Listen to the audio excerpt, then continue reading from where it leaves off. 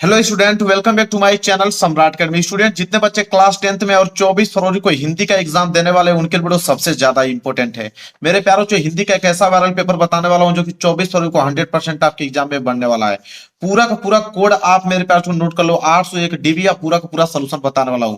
YouTube पे अब तक हजारों वीडियोस आपने देखी होगी 801 डीबी का, लेकिन सोल्यूशन कोई बता नहीं रहा है। जब तक सोल्यूशन नहीं कोई बताएगा तब तक लिखोगे क्या एग्जाम में। लेकिन मैं पूरा का पूरा इस वीडियो में पूरा का पूरा सोल्यूशन बताने वाला हूँ, एक प्रश्न छोड़ने वाला नहीं हूँ। और 95% इतने मिला के मेरे प्यार को दिखा देना कि इस बार का हिंदी का टॉपर आप ही हो। मेरे प्यार को 2025 में इस बार आप लोगों को टॉप करना है। और ये 70 नंबर का पेपर है, तो 70 में 70 नंबर करना। इस वीडियो को जरूर से जरूर शेयर कर देना उनके पास जो कि पेपर देने वाले हैं 24 फरवरी को हिंदी का। एडमिट कार्ड लेकर जाना है, अनुक्रमांक और नाम यहाँ पे डाल लीजिएगा। और इस पेपर को हल करने के लिए आपके पास समय दिए जाएंगे, 3 घंटे 15 मिनट का पेपर है। और इतने समय में पूरा का पूरा पेपर हल करना पड़ेगा आप लोगों को। गारंटी है कि पूरा अगर क्वेश्चन तैयार कर लोगे तो ज्यादा नहीं, 2.5 घंटे के अंदर में पूरा का पूरा पेपर करके चले आओगे। नीचे जब बढ़ोगे तो निर्देश दिया गया है मेरे प्यारे बच्चों। निर्देश पढ़ना बहुत ही ज्यादा कंपलसरी है, जरूरी है। एक बार निर्देश जरूर जरूर पढ़ लेना।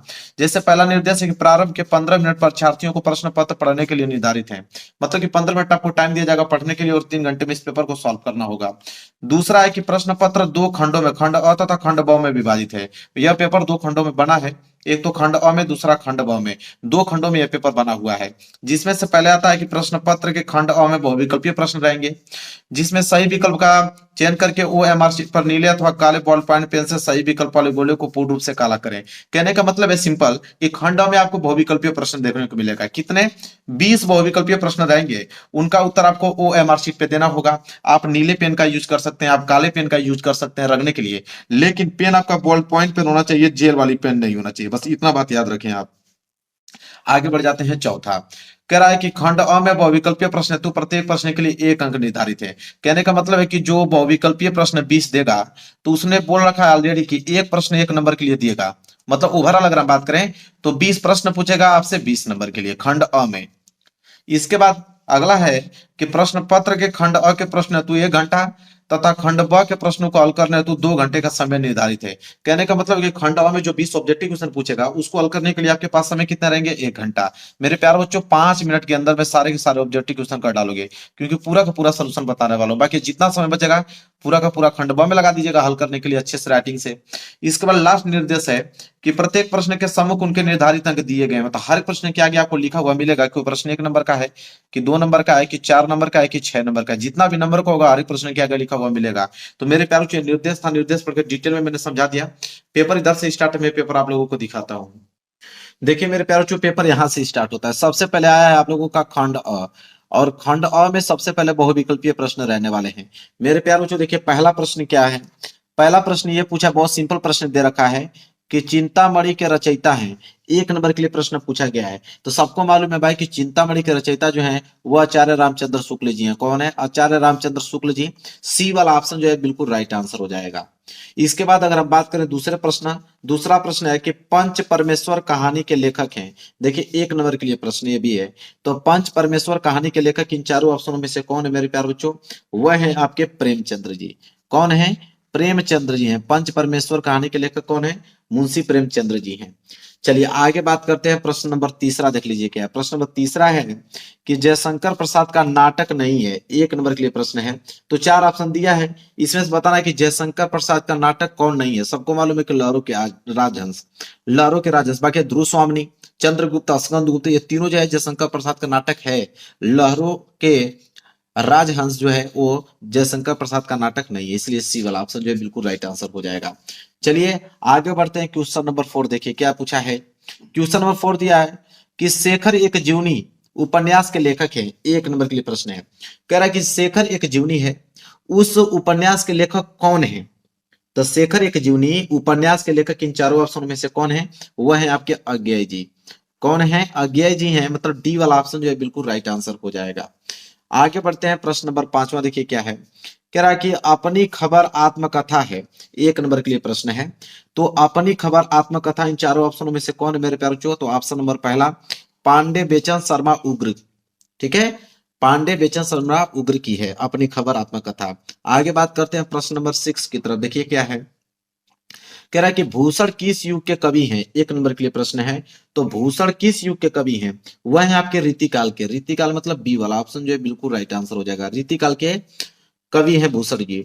इसके बाद है 7वां कि ललित ललाम रचना है, 1 नंबर के लिए प्रश्न है। तो ललित ललाम जो रचना है वो मतीराम जी की है। किनकी है? मतीराम जी की है। पहला वाला ऑप्शन जो है बिल्कुल राइट आंसर हो जाएगा, 7वें का पहला। क्लियर है? चलिए प्रश्न नंबर 8वें की तरफ बढ़ते हैं। देखिए मेरे प्यारे बच्चों, प्रश्न नंबर 8वां क्या है? प्रश्न नंबर 8वां है कि यशोधरा रचना है, 1 नंबर के लिए प्रश्न है मेरे प्यारे बच्चों। तो यशोधरा जो रचना है इन चारों ऑप्शन में से किसकी रचना है? तो वह है मैथिली शरण गुप्त जी की। मैथिली शरण गुप्त जी की, डी वाला ऑप्शन जो है बिल्कुल राइट आंसर हो जाएगा। प्रश्न नंबर 9 देखिए क्या है? आंगन के पार द्वार रचना है, 1 नंबर के लिए प्रश्न है। तो आंगन के पार द्वार रचना जो है इन चारों ऑप्शन में से कौन है? वह है आपके अज्ञेय जी। बी वाला ऑप्शन जो है बिल्कुल राइट आंसर हो जाएगा, अज्ञेय जी। इसके बाद है 10वां प्रश्न कि दीप शिखा काव्य संग्रह रचना है, 1 नंबर के लिए प्रश्न है। तो दीप शिखा काव्य संग्रह जो रचना इन चारों ऑप्शन में किनकी है? तो महादेवी वर्मा जी की है। वो महादेवी वर्मा मतलब पहला वाला ऑप्शन जो है बिल्कुल राइट आंसर हो जाएगा। 10वें का पहला, बिल्कुल याद कर लो, 1-2 बार इस वीडियो को देख लेना, लेकिन सारा क्वेश्चन याद होना चाहिए। इसके बाद है प्रश्न 11वां देख लीजिए। करुण रस का स्थायी भाव है, 1 नंबर के लिए प्रश्न है। सबको मालूम है कि करुण रस का स्थायी भाव शोक होता है। तो डी वाला ऑप्शन जो है बिल्कुल राइट आंसर हो जाएगा, 11वें का डी। आगे बढ़ते हैं, अगला प्रश्न देख लीजिए। प्रश्न नंबर 12वां कह रहा है कि चरण कमल बंदो हरिराई उपयुक्त पंक्ति में अलंकार है, 1 नंबर के लिए प्रश्न है। तो चरण कमल बंदो हरिराई में किस अलंकार का प्रयोग किया गया है मेरे प्यारे बच्चों? रूपक अलंकार। रूपक अलंकार मतलब सी वाला ऑप्शन जो है बिल्कुल राइट आंसर हो जाएगा। आगे बढ़ते हैं, प्रश्न नंबर 13वां देखिए क्या है? प्रश्न नंबर 13वां है कि यह सममात्रिक छंद है, इसमें 4 चरण होते हैं और प्रत्येक चरण में 24 मात्राएं होती हैं। 11 और 13 मात्राओं पर यति होती है। यह लक्षण किस छंद का है? 1 नंबर के लिए प्रश्न है। और सबको मालूम है मेरे प्यारे बच्चों, ये रोला का है। किसका है? रोला का है। ए वाला ऑप्शन जो है बिल्कुल राइट आंसर हो जाएगा। वही बात करते हैं प्रश्न नंबर 14 कि पर्यावरण शब्द में उपयुक्त उपसर्ग है, 1 नंबर के लिए प्रश्न है। तो इसको अगर हम करें तो ये हो जाएगा परिधन आवरण। पर्यावरण को अगर हम तोड़ेंगे तो ये इस रूप में टूटेगा, परिधन आवरण के रूप में। और हमसे उपसर्ग पूछा है, तो जो आगे जुड़ता है वही उपसर्ग कहलाता है, मतलब परि। परि का मतलब सी वाला ऑप्शन बिल्कुल राइट आंसर हो जाएगा। तो 14 का सी। क्लियर है?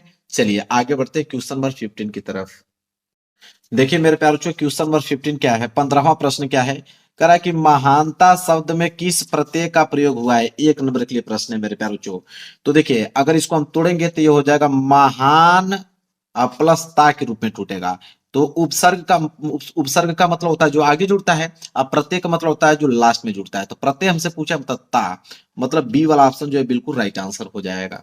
इसके बाद हम बात करते हैं प्रश्न नंबर 16वें की तरफ। प्रश्न 16वां है कि सुख दुख में समास है, 1 नंबर के लिए प्रश्न है। देखिए सुख और बीच में आया है योजक चिन्ह। योजक चिन्ह का मतलब होता है, इसका मतलब होता है और। अगर इसको हम तोड़ेंगे तो ये हो जाएगा कि सुख और दुख। जब भी योजक चिन्ह आ जाए, आंख बंद करके द्वंद्व समास पे क्लिक करना है आपको। डी वाला ऑप्शन जो बिल्कुल राइट आंसर हो जाएगा। क्लियर है? चलिए आगे बढ़ते हैं, प्रश्न नंबर 17वां देखिए क्या है? निम्नलिखित में से अग्नि का पर्यायवाची नहीं है, 1 नंबर के लिए प्रश्न है। तो अग्नि का पर्यायवाची शब्द इन चारों ऑप्शनों में से कौन नहीं है? सबको मालूम है अनिल। अनिल जो है अग्नि का पर्यायवाची शब्द नहीं, बाकी अनल, पावक, ज्वाला, दहन, ये सब अग्नि का पर्यायवाची शब्द है।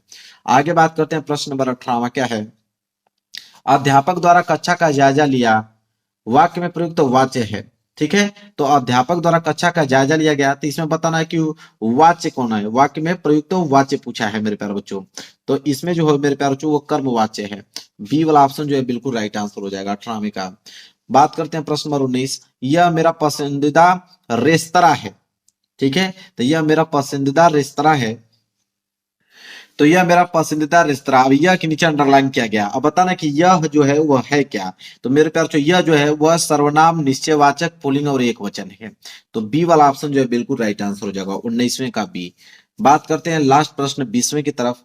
20वां है कि तद जो है स्त्रीलिंग शब्द का अगर हम सप्तमी विभक्ति बहुवचन का रूप देखेंगे तो क्या होगा? 1 नंबर के लिए ऊपर वाला भी प्रश्न 1 नंबर का था। ठीक है, तो कह रहा है कि तद स्त्रीलिंग है, अगर इसका हम सप्तमी विभक्ति बहुवचन रूप देखें तो क्या होगा? वो हो जाएगा तासु। क्या होगा मेरे प्यारे? तासु हो जाएगा। बी वाला ऑप्शन जो है बिल्कुल राइट आंसर हो जाएगा। तो खंड अ में 20 बहुविकल्पीय प्रश्न था और 20 बहुविकल्पीय प्रश्नों का मैंने उत्तर बता दिया है, और 20 में 20 नंबर बिल्कुल आपका सही होना चाहिए। क्लियर है? चलिए आगे बढ़ते हैं मेरे प्यारे प्रश्न। अब प्रश्न 21वां और वहां से स्टार्ट होगा खंड ब। मैं दिखाता हूं आपको। देखिए खंड ब स्टार्ट हो गया ना। खंड ब में आपके वर्णनात्मक प्रश्न रहेंगे। कितने नंबर के लिए? 50 नंबर का वर्णनात्मक प्रश्न दिया गया है। देखिए प्रश्न 21वां यहां से स्टार्ट है कि निम्नलिखित गद्यांशों में से किसी एक का गद्यांश पर आधारित सभी प्रश्नों के उत्तर दीजिए। गद्यांश पूछा है प्रश्न 21वां। और गद्यांश देखिए 6 नंबर आपको मिलेगा। 3 प्रश्न होते हैं, 2-2 नंबर के हिसाब से 6 नंबर दिया जाएगा। और गद्यांश देखिए इस पेपर में 2 दिया है। एक तो क वाला दिया है, कह रहा है कि क वाला कीजिए। क वाला अगर नहीं आप कर पाते हो तो कोई दिक्कत नहीं है, अथवा करके आपको ख वाला दिया है। तो दोनों में से कोई एक ही करना है। मैं दोनों का आंसर बताऊंगा, जो आसान लगेगा उसको याद करके एग्जाम में जाइएगा। तो मैं क वाला का पहले बताता हूं। देखिए क वाला क्या है कि अश्वारोही पास आया। ममता ने रुक रुक कर कहा कि मैं नहीं जानती कि वह शहंशाह था या साधारण मुगल, पर एक दिन इसी झोपड़ी के नीचे वह रहा। मैंने सुना था कि वह मेरा घर बनवाने की आज्ञा दे चुका था। मैं आजीवन अपनी झोपड़ी के खोदे जाने के डर से भयभीत रही। भगवान ने सुन लिया। मैं आज इसे छोड़े जाती हूँ। अब तुम इसका मकान बनाओ या महल, मैं अपने चिर विश्राम गृह में जाती हूँ। यह है गद्यांश। और इस गद्यांश के नीचे 3 प्रश्न है। पहला है कि उपयुक्त गद्यांश का संदर्भ लिखे। 2 नंबर आपको मिलेगा इस संदर्भ में। चलिए पूरा का पूरा सोल्यूशन बता रहा हूँ। देखिए मैं लिख के लेके आया भी हूँ। Class 10 Hindi paper solution 801 DB। ठीक है। देखिए प्रश्न 21वां, 21वें का क और क का पहला वाला प्रश्न का उत्तर, उसमें है संदर्भ। ठीक है। देखिए संदर्भ कैसे लिखोगे कि प्रस्तुत गद्यांश हमारी पाठ्य पुस्तक हिंदी के गद्यखंड में संकलित ममता नामक कहानी से लिया गया है और इसके लेखक जयशंकर प्रसाद जी हैं। मतलब यह जो गद्यांश है वो ममता नामक कहानी से लिया गया है, ममता चैप्टर से लिया गया है और इसके जो लेखक है जयशंकर प्रसाद जी हैं। बस इतना लिखना है और 2 नंबर आपको एग्जामिनर दे देगा। इसके बाद अगर हम बात करें दूसरे प्रश्न को लेकर, ये दूसरा प्रश्न है कि गद्यांश के रेखांकित अंश की व्याख्या कीजिए। 2 नंबर मिलेगा। जहां तक अंडरलाइन किया गया है कि मैं आजीवन अपनी झोपड़ी के खोदे जाने के डर से भयभीत रही। भगवान ने सुन लिया। मैं आज इसे छोड़े जाती हूँ। अब तुम इसका मकान बनाओ या महल में अपने चिर विश्राम गृह में जाती हूँ। तो पूरा का व्याख्या में बताना पड़ेगा जहां तक अंडरलाइन किया गया है।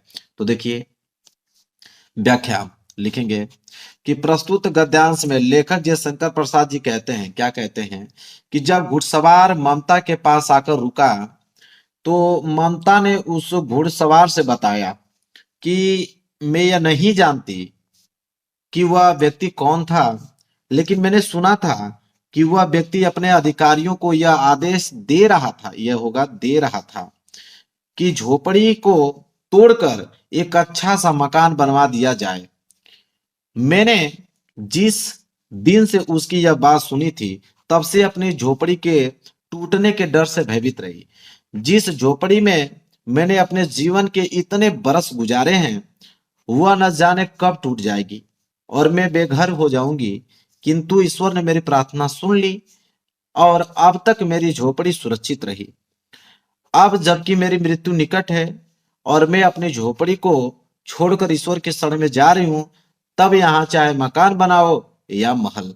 ठीक है। यह है मेरे प्यारों चूज का रेखांकित अंश का व्याख्या। पूरा डिटेल में मैंने यहाँ पे एक एक वर्ड बता दिया आपको। ठीक है। चलिए आगे बढ़ते हैं। तीसरा प्रश्न है कि ममता के आजीवन भयभीत रहने का क्या कारण था। 2 नंबर इसमें मिलेगा। तो चलिए इसका भी उत्तर हमें देना पड़ेगा। तो लिखेंगे हम लोग, देखिए तीसरे का लिखेंगे कि ममता आजीवन अपनी झोपड़ी के खोदे जाने के भय से भयभीत रही। मतलब उनको अपनी झोपड़ी के खोदे जाने के भय से जो है वह भयभीत रही आजीवन ममता। ठीक है। चलिए इसके बाद देखिए क वाला बता दिया। क वाला नहीं करना चाहते हो कोई दिक्कत नहीं है, ख वाला भी बताऊंगा। ख वाला क्या है कि कितना जीवन बरस पड़ा है इन दीवारों पर, जैसे फसाने अजायब का भंडार खुला पड़ा हो। कहानी से कहानी बनती चली गई है। बंदरों की कहानी, हाथियों की कहानी, हिरणों की कहानी, कहानी क्रूरता और भय की, दया और त्याग की। जहां बेरहमी है वहीं दया का भी समुद्र उमड़ पड़ा है। जहां पाप है वहीं क्षमा का सोता फूट पड़ा है। राजा और कंगले, विलासी और भिक्षु, नर और नारी, मनुष्य और पशु, सभी कलाकारों के हाथों सिरसते चले गए हैं। हैवान की हैवानी को इंसान की इंसानियत से कैसे जीता जा सकता है। कोई अजंता में जाकर देखे। बुद्ध का जीवन हजार धाराओं में होकर बहता है। जन्म से लेकर निर्वाण तक उनके जीवन की प्रधान घटनाएं कुछ ऐसे लिख दी गई हैं कि आंखों अटक जाती हैं और हटने का नाम नहीं लेती। यह है मेरे प्यारे जो गद्यांश। पूरा देखिए, पूरा डिटेल में गद्यांश पढ़ लिया। इसके नीचे भी 3 प्रश्न मैं दिखाता हूं आपको। देखिए इसके नीचे 3 प्रश्न है। पहला है कि उपयुक्त गद्यांश का संदर्भ लिखिए, 2 नंबर मिलेगा। चलिए संदर्भ इसका देखते हैं। तो देखिए मैं लिखा भी हूं यहाँ पे ख वाला, ख का पहला संदर्भ लिखेंगे कि प्रस्तुत गद्यांश हमारी पाठ्य पुस्तक हिंदी के गद्य खंड में संकलित अजंता नामक पाठ से लिया गया है, जिसके लेखक डॉक्टर भगवत शरण उपाध्याय जी हैं। मतलब यह जो गद्यांश है अजंता चैप्टर से लिया गया है। इसके लेखक कौन है? डॉक्टर भगवत शरण उपाध्याय जी हैं। बस इतना ही आपको मेरे प्यारे बच्चों संदर्भ में लिखना है। एग्जामिनर तुरंत आपको 2 नंबर दे देगा, ठीक है। इसके बाद दूसरा है कि गद्यांश के रेखांकित अंश की व्याख्या कीजिए, 2 नंबर। जहां तक अंडरलाइन किया गया था अभी पढ़ा है ना, तो जहां तक अंडरलाइन किया गया था उसका व्याख्या बताना है। देखिए व्याख्या कैसे हम लोग लिखेंगे। व्याख्या में लिखेंगे कि रेखांकित अंश की व्याख्या, ठीक है। लिखेंगे प्रस्तुत पंक्तियों में लेखक का कहना है कि अजंता के चित्रों को एक तरफ से जाइए तो उधर बंधनों का चित्र दिखाई पड़ेगा और इन चित्रों में स्वाभाविकता और गतिशीलता देखकर कोई भी आश्चर्यचकित हो सकता है, ठीक है। अगले चित्र में दिखाई पड़ता है कि कमलों से भरे तालाब में विहार करता हुआ गजराज कमल दंडों को तोड़ तोड़ कर हथिनियों को दे रहा में प्यालों के सिलसिले चल रहे हैं। अगले चित्र में बीमार रानी का दम घुट रहा है, वह मृत्यु के सन्निकट है। इस तरह हम अजंता के चित्रों में विविधता का दर्शन करते हैं। कहीं खाने और खिलाने का कार्यक्रम दिखाई पड़ता है तो कहीं बसने और वसाने का, कहीं महलों नाचने और गाने का, कहने और सुनने का दृश्य दिखाई पड़ता है तो अन्यत्र जंगल नगर सामाजिक दृश्य में, ठीक है, सामाजिक दृश्य में ऊंच नीच धनी गरीब सब प्रकार के आदमियों को अजंता की गुफाओं में दीवारों पर स्पष्ट देख सकते हैं और इतनी विविधता विश्व में अन्यत्र किसी कला में नहीं देखी जा सकती है, ठीक है। पूरा का पूरा बता दिया रेखांकित अंश का व्याख्या, ठीक है। पूरा डिटेल में मैं लिख के आया हूं और सब कुछ बता रहा था कि एक भी प्रश्न आप छोड़ के ना आ पाओ एग्जाम में। इसके बाद है तीसरा कि कलाकारों के हाथों से क्या क्या सिरस्ते चले गए हैं, 2 नंबर इस पे एग्जामिनर देगा। तो देखिए इसका उत्तर हम लोग लिखेंगे तीसरे का कि राजा और कंगले, विलासी और भिक्षु, नर और नारी, मनुष्य और पशु सभी कलाकारों के हाथों से सिरस्ते चले गए हैं। क्लियर है। चलिए 21वां प्रश्न दोनों बता दिया मैं, ठीक है। जो भी हल करना चाहिए उसको करके आइएगा, क वाला या ख वाला, दोनों में से कोई करोगे एग्जामिनर 6 नंबर आपको देगा। अब आता है यहाँ प्रश्न नंबर 22वां। देखिए प्रश्न नंबर 22वां क्या है कि निम्नलिखित में से किसी एक पद्यांश पर आधारित प्रश्न को उत्तर दीजिए। पद्यांश, और पद्यांश भी देखिए 6 नंबर के लिए ही है। जितना नंबर का गद्यांश था उतना नंबर का पद्यांश। इसमें भी 2 हैं, एक क वाला है, क वाला नहीं कर पाओगे तो अथवा करके आपको दिया है ख वाला। दोनों में से कोई एक ही करना, मैं दोनों का सलूशन बताऊंगा। पहले क वाला देखिए।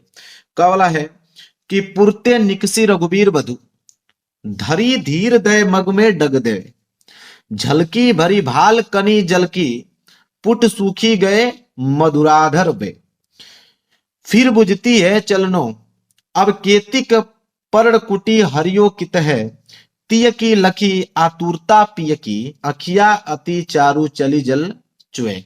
ठीक है, यह है आपका पद्यांश। और इसके नीचे 3 प्रश्न है। पहला, उपयुक्त पद्यांश का संदर्भ लिखिए, 2 नंबर। ठीक है, चलिए 2 नंबर अभी पक्का कराता हूं। 22वें का क है ना, देखिए तो देखिए 22वें का पहला उत्तर मतलब संदर्भ लिखेंगे उसका कि प्रस्तुत पद्यांश हमारी पाठ्य पुस्तक हिंदी के काव्य खंड में संकलित कवितावली ग्रंथ से वनपथ नामक शीर्षक से लिया गया है, जिसके रचयिता तुलसीदास जी हैं। मतलब वनपथ शीर्षक से लिया गया है कवितावली ग्रंथ के, और इसका रचयिता कौन है? तुलसीदास जी हैं। बस इतना ही आपको लिखना है। ठीक है, इसके बाद बोला कि श्री राम के नेत्रों से आंसू क्यों बहने लगे। 2 नंबर एग्जामिनर इस पे देगा। चलिए देखते हैं, तो लिखेंगे हम लोग। देखिए दूसरा कि सीता जी की थकावट से उत्पन्न व्याकुलता को समझकर रामचंद्र जी की आंखों में जो है आंसू आ गया। ठीक है, 2 नंबर यहाँ के आपके क्लियर हो गए। इसके बाद तीसरा कि रेखांकित अंश, जहां अंडरलाइन किया गया है कि पर्णकुटी करिहो कित है, कह रहा है कि पर्णकुटी करिहो कित है में कौन सा अलंकार है? 2 नंबर इस पे मिलेगा।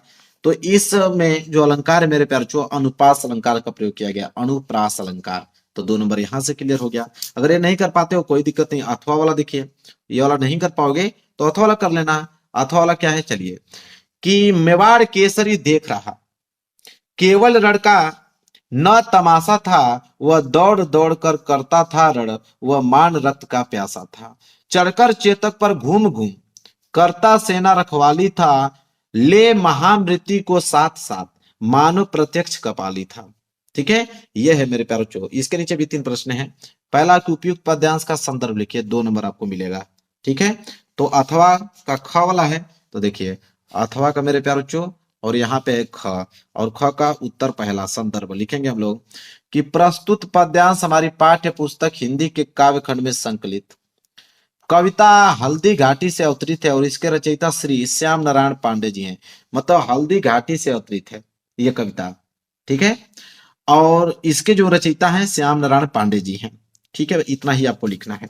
दूसरा है कि मेवाड़ केसरी किसे कहा गया है, तथा वह मान सिंह पर रक्त का प्यासा बनकर क्यों टूट पड़ा। 2 नंबर एग्जामिनर इस पे देगा।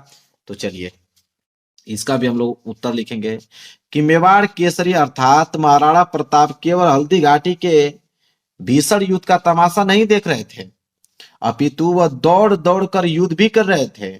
उनके भीषण युद्ध को देखकर ऐसा लग रहा था जैसे वह मेवाड़ के सम्मान की रक्षा के लिए अकबर के सेनापति मान सिंह के खून के प्यासे थे। यह है उसका मेरे प्यारे बच्चों जो प्रश्न पूछा था कि मेवाड़ केसरी किसे कहा गया है तथा वह मानसिंह पर रक्त का प्यासा बनकर क्यों टूट पड़ा। पूरा का पूरा आंसर मैंने बता दिया।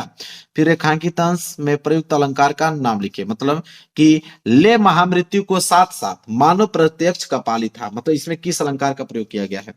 ठीक है, तो लिखेंगे हम लोग कि इसमें अलंकार की अगर बात करें तो मुक्तक, पुनरुक्ति प्रकाश और उत्प्रेक्षा तथा अतिशयोक्ति अलंकार का प्रयोग किया गया है। क्लियर है। चलिए 22वें का मैंने क और ख दोनों बता दिया। ठीक है, क वाला भी बता दिया, इधर ख वाला बता दिया। चलिए प्रश्न 23 की तरफ बढ़ते हैं। देखिए अगला प्रश्न है प्रश्न नंबर 23वां। प्रश्न नंबर 23वां क्या है, दिए गए संस्कृत गद्यांश में से किसी एक का संदर्भ सहित हिंदी में अनुवाद कीजिए। अब ये संस्कृत का गद्यांश देखिए कितने नंबर के लिए दिया गया है, 5 नंबर के लिए। इसमें भी आपको क वाला दिया है, क वाला नहीं कर पाओगे तो अथवा करके ख वाला दिया है। तो क कीजिए या ख कीजिए, दोनों में से कोई एक ही करना है। चलिए पहले क वाला का देखते हैं। तो देखिए ऐसा नगरी भारतीय संस्कृति वाला ये है, और ये जो आप देख रहे हो संस्कृत का गद्यांश, इसका हमें संदर्भ सहित हिंदी में अनुवाद करना है। तो 2 नंबर संदर्भ में, 3 नंबर हिंदी के अनुवाद में। तो 23वें का क देखते हैं। तो 23वें का क में सबसे पहले हम लोग देखिए 23वें का क में सबसे पहले संदर्भ लिखेंगे, फिर नीचे हिंदी अनुवाद देखेंगे, 5 नंबर हो जाएगा। तो पहले संदर्भ देखते हैं कि प्रस्तुत गद्यांश हमारी पाठ्य पुस्तक हिंदी के संस्कृत खंड में संकलित वाराणसी पाठ से उद्धृत है, मतलब वाराणसी चैप्टर से लिया गया है। और हिंदी अनुवाद हेडिंग डाल के लिखेंगे, उसका अनुवाद हम करने वाले हैं। देखिए कि यह नगरी भारतीय संस्कृति और संस्कृति भाषा का केंद्र स्थल है, यहीं से संस्कृत साहित्य और संस्कृति का प्रकाश जो है सभी जगह फैला है। मुगल यूरोज दारासिकों ने यहाँ आकर भारतीय दर्शन शास्त्रों का अध्ययन किया था, वह उनके ज्ञान से इतना प्रभावित हुआ था कि उसने इन उपनिषदों का अनुवाद जो है फारसी भाषा में करवाया। यह है हिंदी में अनुवाद। ठीक है, तो यहां से हो गया आपका बिल्कुल क्लियर मेरे प्यारे बच्चों। अगर कवला नहीं करना चाहते कोई नहीं, अथवा करके खवला दिया है कि नागरिक बहुकाल्यम यावत, तो ये वाला। ठीक है, तो वो नहीं करना चाहते हो तो इसको कर लेना। ठीक है, तो इसका मैं आंसर बता देता हूं। देखिए अथवा वाला है ना, तो इसका भी हमें क्या करना पड़ेगा, संदर्भ सहित हिंदी में अनुवाद बताना पड़ेगा, और एग्जामिनर आपको 5 नंबर दे देगा। तो देखिए ख वाला है ना, ख वाला का सबसे पहले आप संदर्भ लिखोगे, क्या लिखोगे कि प्रस्तुत गद्यांश हमारी पाठ्य पुस्तक हिंदी के संस्कृत खंड में संकलित प्रभुत्व ग्रामीण पाठ से उद्धृत है, मतलब प्रभुत्व ग्रामीण चैप्टर से लिया गया है। हिंदी के अनुवाद की अगर हम बात करें तो लिखेंगे कि नागरिक बहुत देर तक सोचता रहा लेकिन पहेली का उत्तर देने में असमर्थ नहीं हुआ, तो ग्रामीण से कहा मैं इस पहेली का उत्तर नहीं जानता। यह सुनकर ग्रामीण ने कहा कि यदि तुम उत्तर नहीं जानते हो तो मुझे 10 रुपए दे दो। अतः मलिन मुख वाले नागरिक ने शर्त के अनुसार 10 रुपए दे दिए। ये उसका हिंदी अनुवाद हो गया। प्रश्न 23 पूरा कंप्लीट। क वाला बता दिया, ख वाला बता दिया, जो आपको आसान लगेगा उसको याद करके जाइएगा एग्जाम में। ठीक है, आगे बात करते हैं प्रश्न नंबर 24। प्रश्न नंबर 24 क्या है कि नीचे दिए गए पद्यांश में से किसी एक का पद्यांश संदर्भ सहित हिंदी में अनुवाद कीजिए। तो पद्यांश दिया गया है, संदर्भ सहित हिंदी में अनुवाद करना है। तो इसमें भी क वाला दिया है, क वाला नहीं कर पाओगे तो अथवा करके ख वाला दिया है। तो क वाला है कि सर्वे भवन्ति सुखिनम सर्वे सन्तु निरामया सर्वे भद्राणु पश्यन्तु मा कश्चित् दुःख भाग भवेत्। ठीक है, तो यह है आप लोगों का पद्यांश और इसका संदर्भ सहित हिंदी में अनुवाद करना है। तो पहले 24 का हम लोग क वाला देखेंगे, इसके बाद हम अथवा वाला देखेंगे। तो देखिए 24 का क संदर्भ लिखेंगे कि प्रस्तुत श्लोक हमारी पाठ्य पुस्तक हिंदी के संस्कृत खंड के भारतीय संस्कृति नामक पाठ से उद्धृत है और इस श्लोक के माध्यम से कवि ने संसार के कल्याण की कामना की है। मतलब भारतीय संस्कृति चैप्टर्स लिया गया है और इस श्लोक के माध्यम से कवि ने क्या किया है, संसार के कल्याण की कामना किया हुआ है। अब इसका हिंदी में अनुवाद देखेंगे, सर्वे भवन्तु सुखिनम सर्वे सन्तु निरामया सर्वे भद्राणु पश्यन्तु मा कश्चित् दुःख भाग भवेत्। इसका में हिंदी अनुवाद देखेंगे तो हिंदी अनुवाद देखिए क्या है कि संसार में सब सुखी हो, सर्वे भवन्तु सुखिनः मतलब सभी सुखी हो, सर्वे सन्तु निरामया मतलब सभी निरोग हो, सभी कल्याण को देखें, कोई दुख का भागी न हो। यह है इसका हिंदी अनुवाद। अगर ये नहीं करना चाहते हो तो अथवा वाला कर लीजिए, माता गुरुतरा भूमि, ठीक है, ये वाला कर दीजिए ख वाला।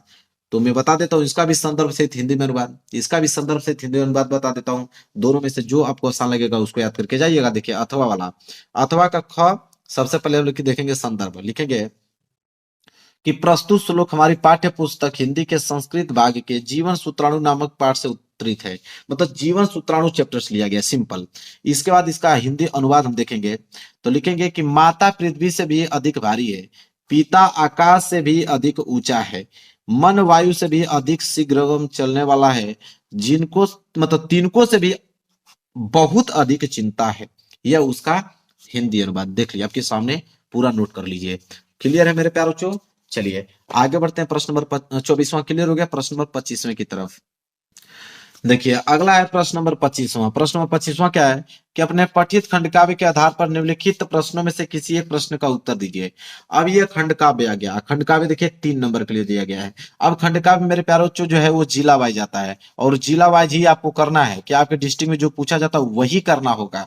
कोई दूसरा कर दोगे 1 नंबर एग्जामिनर नहीं देगा। तो जाके आप देख लीजिए कि आपके डिस्ट्रिक्ट में कौन सा खंड काव्य पूछा जाता है, वही करना। वैसे खंड काव्य तो बहुत सारे हैं, एक मुक्ति दूत है, ज्योति जवाहर है, फिर इधर आपके देखिए अग्र पूजा है। अग्र पूजा के बाद नीचे देखिए बढ़ेंगे हम लोग मेवाड़ मुकुट, इसके बाद है जैव सुभाष, इसके बाद है मेरे प्यार जो मातृभूमि, इसके बाद है यहाँ पे मातृभूमि हो गया, इसके बाद है कर्ण। तो इतने सारे मेरे प्यार बच्चों हैं, ठीक है। और मैं दिखा देता हूँ इस साइड और दिया होगा। इसके बाद देखिए क्या है मेरे प्यार बच्चों, करमवीर है, ठीक है, करमवीर भरत, इसके बाद तुमुल है। तो बहुत सारे हैं, लेकिन आपके डिस्ट्रिक्ट में जो पूछा जाता है, आपके जो जिला में पूछा जाता है वही आपको करना है, देख लीजिएगा। इसके बाद आगे बढ़ेंगे प्रश्न नंबर 26। 26 का क, 26 का क है कि दिए गए लेखकों में से किसी एक लेखक का जीवन परिचय देते हुए उनके एक प्रमुख रचना का उल्लेख कीजिए। 5 नंबर आपको मिलेगा जीवन परिचय पे, 3 नंबर जीवन परिचय पे, ठीक है, और 2 नंबर यह रचना पे मिलेगा। आपके पास ऑप्शन 3 है, आचार्य रामचंद्र शुक्ल जी, डॉक्टर भगवत शरण उपाध्याय जी, जयशंकर प्रसाद जी। इन तीनों लोगों में से किसी एक का ही आपको जीवन परिचय लिखना है। 5 नंबर एग्जामिनर आपको दे देगा। तो चलिए मैं आपको बता देता हूं यहाँ पे जयशंकर प्रसाद जी का। चलिए नोट कीजिए जयशंकर प्रसाद जी का जीवन परिचय।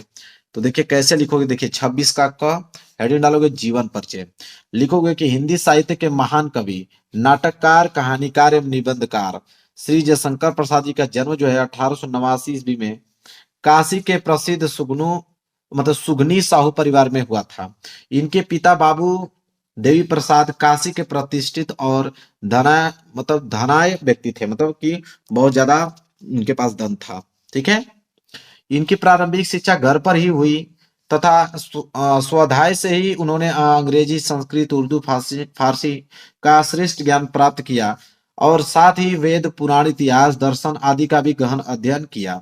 माता पिता तथा बड़े भाई की मृत्यु हो जाने पर इन्होंने व्यवसाय और परिवार का उत्तरदायित्व संभाला ही था कि युवावस्था के पूर्व ही भाभी और एक के बाद दूसरी पत्नी की मृत्यु से इनके ऊपर विपत्तियों का पहाड़ ही टूट पड़ा, ठीक है। इसके बाद लिखेंगे कि फलस्वरूप इसके बाद वैभव के पालने में झूलता इनका परिवार ऋण के बोझ से दब गया। इनको विषम परिस्थितियों से जीवन भर संघर्ष करना पड़ा, लेकिन इन्होंने हार नहीं मानी और निरंतर साहित्य सेवा में लगे रहे।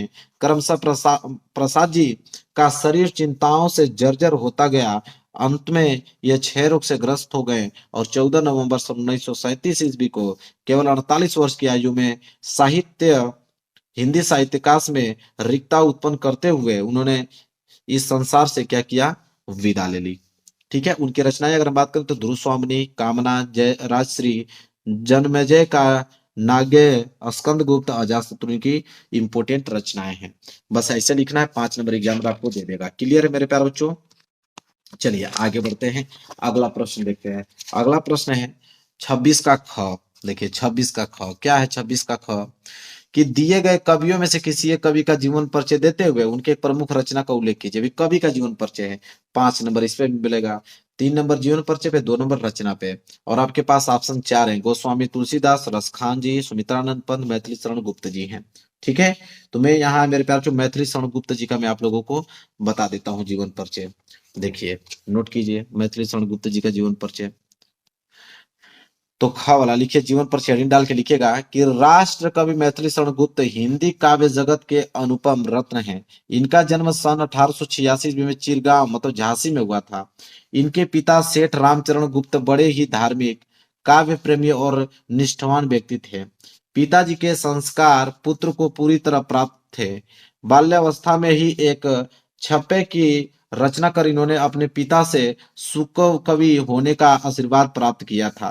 इनकी शिक्षा का विधिवत प्रबंध घर पर ही किया गया, जहां उन्होंने क्या किया, अंग्रेजी, संस्कृत और हिंदी का अध्ययन किया।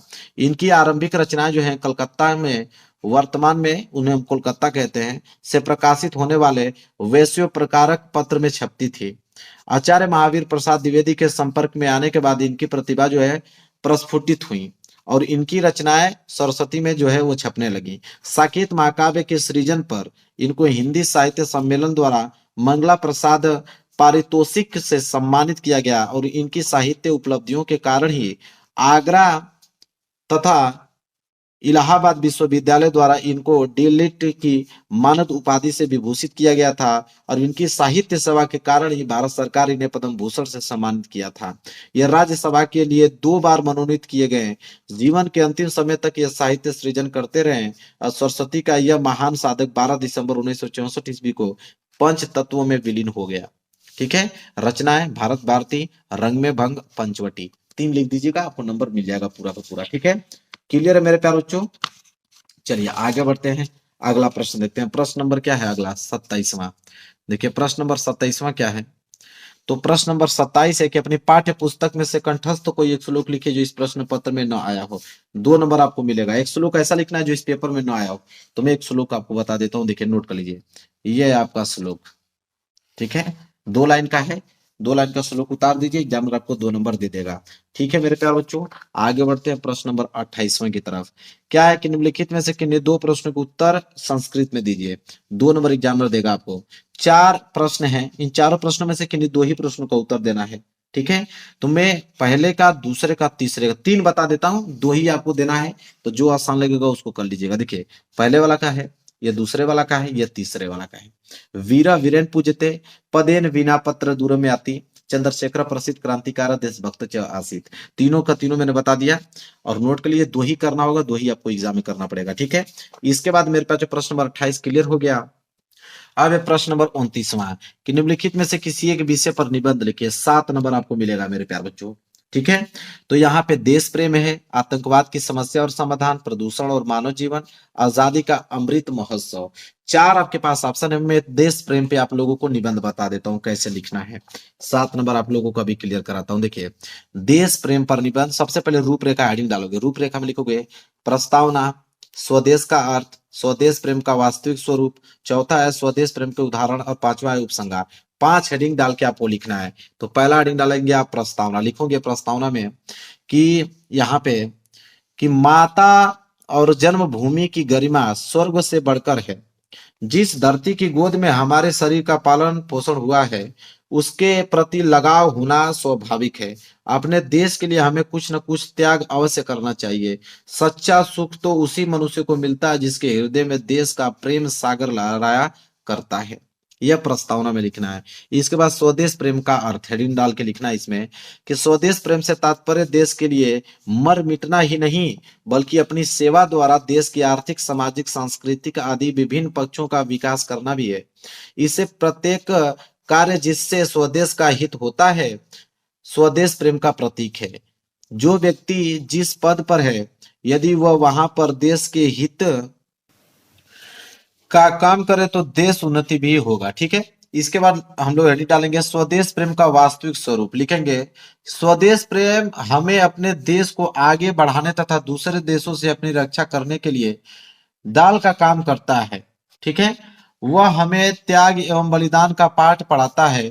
देश की सुरक्षा के साथ वहां की सामाजिक और सांस्कृतिक सुरक्षा की ओर ध्यान दिलाता है। इसके बाद लिखेंगे स्वदेश प्रेम का उदाहरण।